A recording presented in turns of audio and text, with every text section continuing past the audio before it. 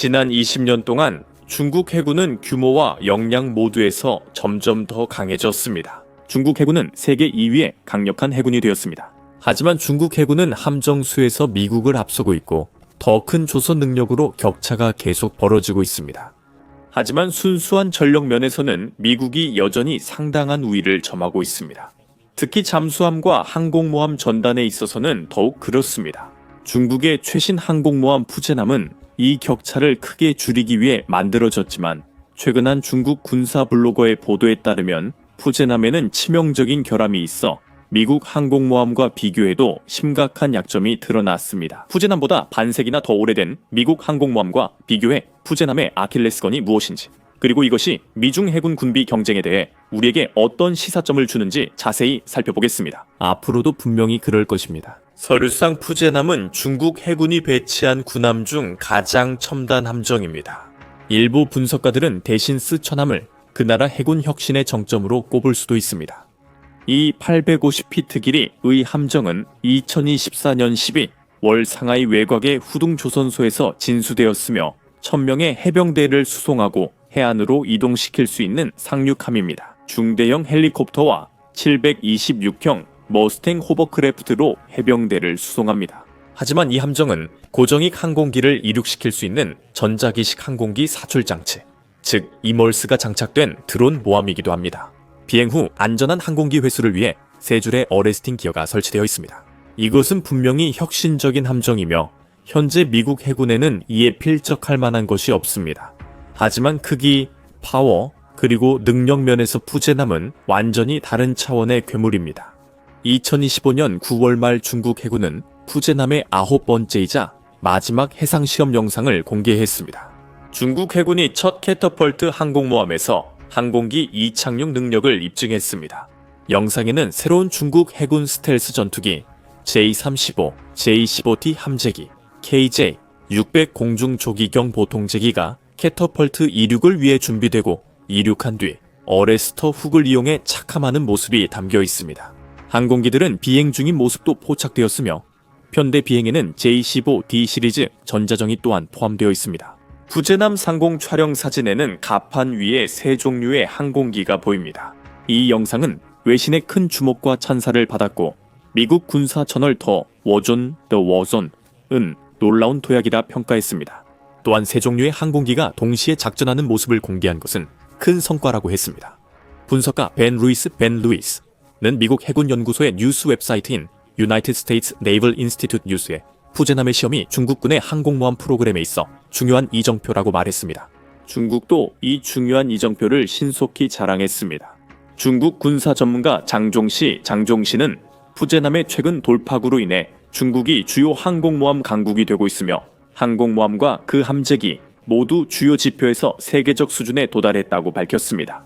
한웨이 중국 인민해방군 해군항공대학 교수는 인민해방군이 해군도 해양 권익을 수호하고 원양 임무를 수행하는 데 더 큰 자신감을 갖게 될 것이라고 덧붙였습니다. 겉으로 보기에는 이런 열정을 이해하기 쉽습니다.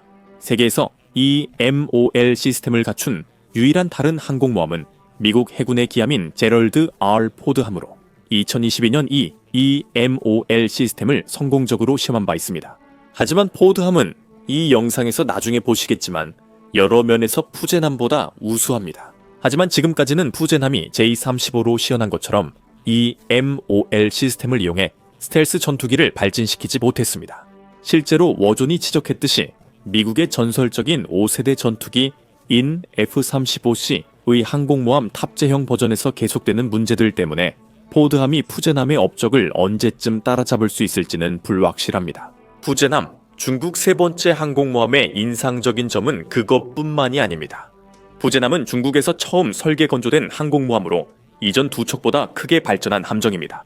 첫 번째인 랴오닝함은 2012년에 진수되었습니다. 원래는 1998년에 우크라이나 조선소에서 인수한 미완성 녹슨 선체였으나 다롄 조선소에서 마침내 완성되었습니다. 중국의 두 번째 항공모함 산둥함은 2019년에 진수되었고 랴오닝함을 복제해 건조됐습니다. 중국이 항공모함을 자체 건조할 수 있음을 증명했습니다. 푸제남은 2022년 진수되어 중국이 항공모함을 직접 설계 건조할 수 있음을 입증했습니다. 하지만 이 두 항공모함은 미국 해군의 10척의 니미츠급 항공모함과 비교하면 대부분 수십 년 전에 건조되어 상당히 뒤처져 있습니다.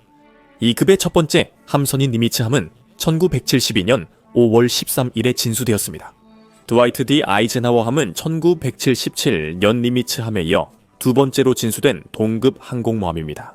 그 다음으로 칼 빈슨함이 1982년에 시어되어 루스벨트함이 1986년에 에이브러햄, 링컨함이 1989년에 조지 워싱턴함이 1992년에 존 C, 스테니스함이 1995년에 해리 S. 트루먼함이 1998년에 로널드 레이건함이 2003년에 그리고 마지막으로 조지 허버트 워커 부시함이 2009년에 진수되었습니다. 새로운 포드급 항공모함의 첫 번째 함선인 제럴드 R. 포드함은 2013년 10월 11일에 진수되었습니다. 미국 해군은 중국보다 항공모함이 거의 4배 많을 뿐 아니라 여러 면에서 중국 항공모함보다 뚜렷한 이점도 있습니다. 첫 번째 큰 차이점은 추진 시스템에 있습니다. 미국의 모든 항공모함은 원자력 추진 방식인 반면 랴오닝급 항공모함 2척은 재래식 추진 방식입니다. 랴오닝함은 추진을 위해 유류 보일러와 증기 터빈을 사용하며 8기의 KVG-4 보일러가 구동하는 증기 터빈으로 움직입니다. 산둥함 역시 랴오닝함에 원래 장착된 소련 설계 엔진에서 파생된 유사한 재래식 추진 시스템을 사용합니다.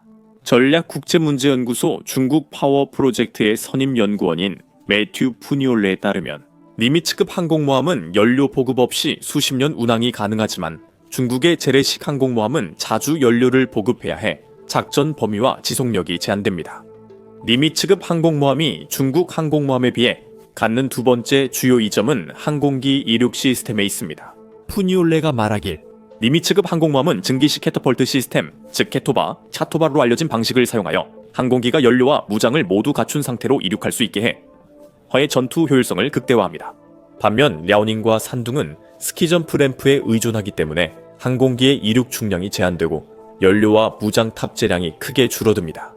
이로 인해 중국 항공모함 탑재 항공기의 사거리와 화력이 모두 제한됩니다. 니미츠급 캐터펄트, 차토바 시스템은 항공기를 시속 250km, 즉 약 시속 155마일 이상으로 가속시킬 수 있게 해줍니다. 즉 예를 들어 레이건함은 최대 이륙 중량이 45톤으로 산둥함의 28톤보다 60% 더 많습니다. 중국 항공모함들은 또한 니미츠급 항공모함의 약 2분의 3 정도의 배수량만 가지고 있습니다. 랴오닝함과 산둥함은 6만 톤에서 7만 톤 사이의 배수량을 가지고 있으며 산둥함이 약 6만 6천 톤에서 7만 톤으로 랴오닝함보다 약간 더 무겁습니다. 이에 비해 니미츠급 항공모함은 만재 배수량이 약 10만 톤에 달해 두 중국 항공모함보다 훨씬 더 큽니다.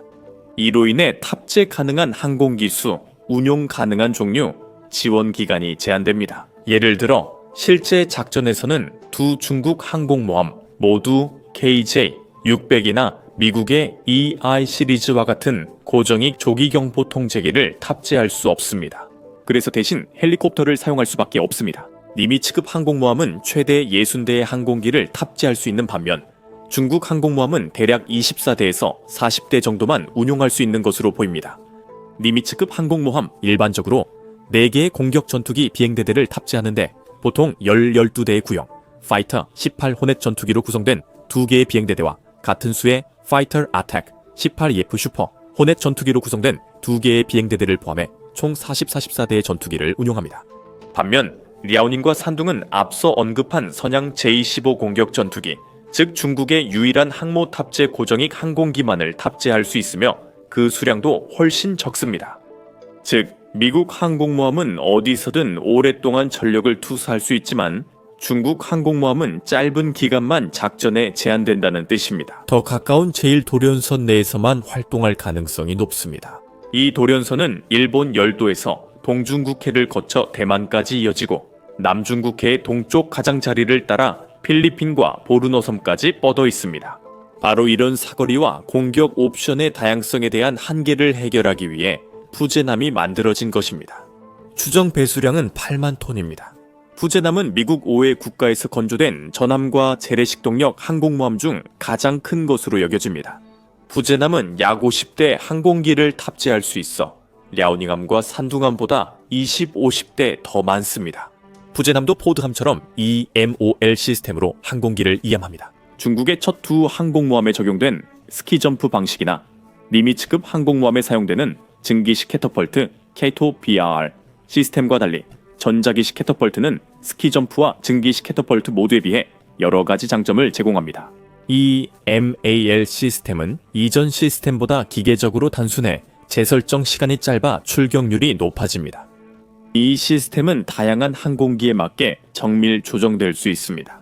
여기에는 KJ-600 가치 크고 느린 항공기뿐 아니라 다른 중국 항공모함에 비해 너무 무겁거나 더 작고 가벼운 항공기도 포함됩니다. 중국 해군은 푸제남과 같은 항공모함이나 대형 강습 상륙함에서 발사할 수 있는 첨단 무인 전투 항공기와 다양한 종류의 소형 드론을 개발 중인 것으로 알려져 있습니다. 한편 앞서 언급한 영상에서 이착륙하는 세 대의 항공기는 모두 적어도 상당 부분 푸제남의 EMOL 시스템에서 사용하기 위해 특별히 설계된 것으로 보입니다. J-15T와 J-35 전투기를 EMOL 시스템을 통해 이륙시킬 수 있는 능력은 항공기가 추가 연료와 더 무거운 탑재물을 실을 수 있게 해주어 작전 방향과 공격 능력을 향상시킬 것입니다.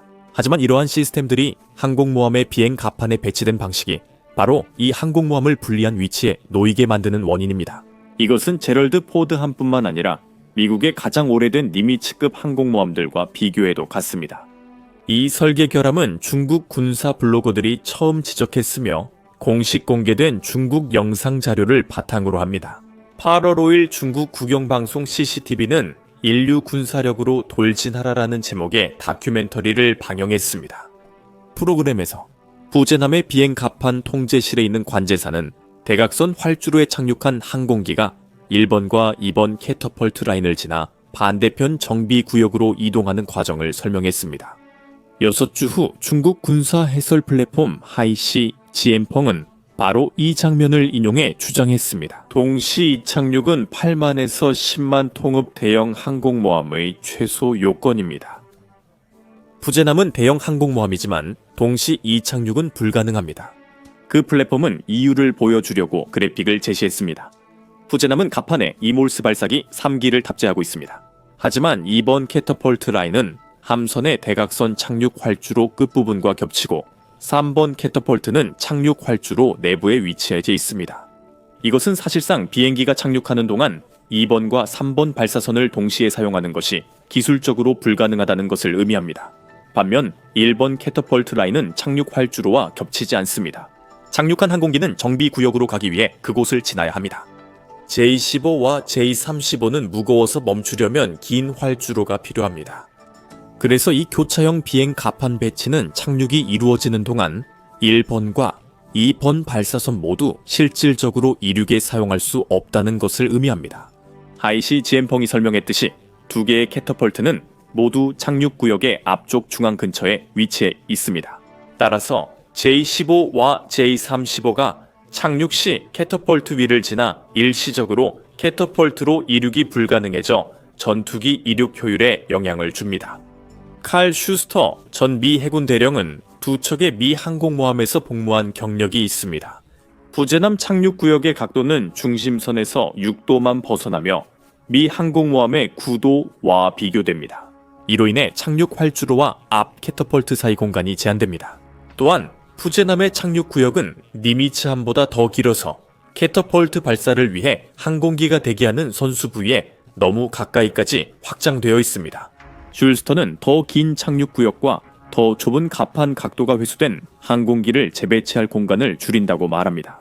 슐스터와 CNN과 인터뷰한 또 다른 미국 장교는 푸제남의 전방 캐터펄트가 니미츠함보다 더 길어 보인다고도 언급했습니다. 항공기가 이착륙을 위해 엘리베이터로 아래 경납고 갑판으로 이동하면 비행 갑판에서 충돌 위험이 더 커집니다. 그리고 전문가들에 따르면 이 위험을 줄일 수 있는 유일한 방법은 비행 갑판 작업의 속도를 늦춰 사고를 예방하는 것이라고 합니다. 슈스터에 따르면 이 모든 것을 종합하면 푸제남의 운용 능력은 니미츠급의 약 60%에 불과하다는 의미입니다. 미국의 50년 된 두 항공모함인 USS 니미츠와 USS 드와이트 D 아이젠하워도 포함됩니다. 이러한 운용 능력 저하는 미 항공모함과의 전투 작전에서 치명적인 결함이 될 수 있습니다. 그 이유는 항공모함 전투력의 핵심 요소가 바로 출격률이기 때문입니다. 즉, 하루 한 항공기가 수행 가능한 임무 횟수를 의미합니다. 니미츠급 항공모함은 하루 평균 120회의 출격을 기록하고 보드급은 160회 비상시에는 최대 240회까지 가능합니다. 보드는 캐터펄트가 4개, 이쪽은 시계로 하나 적습니다. 4개이며 비행기를 갑판으로 올리는 항공기 엘리베이터도 하나 적어 2개 대 3개입니다. 세계 푸제남은 이미 얼마나 많은 항공기를 신속하게 이륙시킬 수 있는지에서 불리한 위치에 있습니다. 더 중요한 것은 높은 출격률을 유지하려면 항공모함은 동시 작전이 가능한 비행 갑판이 필요합니다. 하지만 푸제남의 비행 갑판 문제로 인해 푸제남이 직접 교전할 때는 그것이 거의 불가능하다는 뜻입니다. 가장 오래된 니미츠급 항공모함조차도 더 많은 항공기를 빠르게 이륙시킬 수 있어 전투에서 결정적 이점이 될 수 있습니다. 중국이 이런 치명적 설계 실수를 한 이유는 무엇일까요? 이 결함을 발견한 중국 군사 분석가들은 이 문제가 막판에 이루어진 변경 때문이라고 분석했습니다. 증기식에서 전자기식 사출장치로 변경됐습니다. 증기식 사출장치는 230피트, 전자기식은 최소 328피트가 필요해 착륙구역과 겹칩니다. 한국 군사 분석가 윤소당은 중국 해군이 조기 경보기와 같은 중형 항공기를 운용할 수 있는 능력을 갖추기 위해 동시 작전 능력을 일부 희생하더라도 전자기식 사출장치를 우선 도입하기로 결정했다고 말합니다. 푸제남은 기존 방식의 추진 방식을 사용하기 때문에 중국의 이전 두 항공모함과 마찬가지로 니미츠급과 포드급 원자력 추진 항공모함에 비해 동일한 단점을 가지고 있습니다. 원자력 항공모함은 더 멀리, 오래 작전할 수 있어 미국 항공모함과 경쟁하는 데 필수적입니다. 실질적으로 푸제남은 자주 연료를 보급해야 하므로 보급함에 더 많이 의존하게 됩니다. 만약 푸니올레와 같은 전문가들의 말이 맞다면 이것은 푸제남의 작전 능력과 범위를 심각하게 제한할 수도 있습니다. 그리고 푸제남의 배수량이 더 작다는 것은 애초에 포드함에 비해 항공단을 위한 탄약과 연료를 많이 저장하지 못할 수도 있다는 의미입니다. 샘 로가빈 호주 싱크탱크 로이 연구소 국제안보 프로그램의 국장도 이에 동의합니다. 푸제남, 그리고 사실상 중국 해군 전체가 미국과 비교했을 때 직면한 또 다른 뚜렷한 단점도 지적합니다. 중국은 푸제남을 오랜 기간 동안 멀리 떨어진 곳에서 운용할 수 있는 인프라가 부족합니다. 그는 뉴스위크 인터뷰에서 중국의 항공모함 전단이 동반하는 보급함 함대가 소규모에 불과하다고 말했습니다. 그는 중국에는 미국처럼 항공모함 보급과 승조원 휴식을 위한 글로벌 항구와 기지 네트워크가 없다고 덧붙였습니다. 중국이 결코 따라올 수 없는 이 광범위한 기지 네트워크 외에도 미국은 항공모함 운용, 특히 실제 전투에서 훨씬 더 많은 경험을 가지고 있습니다. 니미츠급 항공모함들은 이라크의 사막의 폭풍 작전과 같은 주요 작전에 투입되었으며 그중 유나이티드 스테이트십 시어데어 루스벨트는 4,200회 이상의 출격을 완료해 해당 작전에서 가장 많은 출격 기록을 세웠습니다. 유나이티드 스테이트십 엔터프라이즈는 1980년대 인도양과 페르시아만 지역에서의 작전, 그리고 항공 작전에 참여했습니다. 무아마르 카다피의 시드라만 죽음의 선에 도전했습니다. 최근 유나이티드 스테이트십 니미츠가 서태평양에서 인도양으로 이동 배치되었습니다. 중동 지역의 긴장이 고조되는 가운데 특히 이스라엘과 이란 간의 이른바 12일 전쟁 동안이었습니다. 이에 비해 중국 항공모함들은 실제 전투 경험이 거의 없습니다. 또한 푸제남은 캐터펄트 발사기 등에서 여전히 심각한 초기 문제가 남아있을 가능성이 큽니다.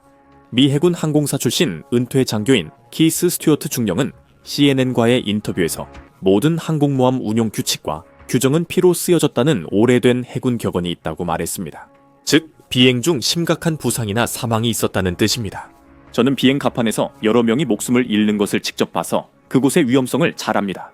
새롭고 번쩍이는 항공모함을 만드는 건 좋지만 중국인들은 항공모함 운용에 대해 자신들이 모르는 것이 무엇인지조차 모른다고 저는 생각합니다. 지금 항공모함에서의 비행 작전을 완벽하게 익히고 함선과 항공기 모두에서 최대의 성능을 끌어내는 것, 이것은 다양한 상황에서 많은, 때로는 아찔한 경험이 필요합니다. 그리고 이것은 푸제남의 승조원들과 탑재된 J-15, J-35 조종사들이 아직 쌓을 기회조차 갖지 못한 경험입니다. 좋은 날씨 낮에 항공모함에서 이륙하는 건 어렵지 않습니다. 어려운 부분, 그리고 조종사들이 긴장하게 되는 진짜 이유는 험악하고 비가 오며 바람이 부는 밤에 비행하고 착륙하는 것입니다. 가판이 18피트까지 흔들리면 연료 부족과 두려움이 밀려옵니다. 스튜어트는 야간 작전 중 무서웠던 적이 없다는 건 착각이라고 했습니다. 2035년까지 항공모함 6척을 추가로 건조하겠다는 야심찬 계획으로 수량면에서 미국과 거의 대등해질 것입니다. 푸제남이 중국 군함 기술의 정점으로 오래 남지 않을 것입니다. 실제로 네 번째 중국 항공모함이 현재 건조 중이며 이번에는 원자력 추진 방식입니다. 앞으로 중국의 모든 항공모함은 원자력 추진이 될 예정입니다. 모든 것이 계획대로 진행된다면 새로운 원자력 추진 항공모함들은 특히 원양 작전 능력 면에서 미국 항공모함과의 격차를 크게 줄일 수 있을 것입니다.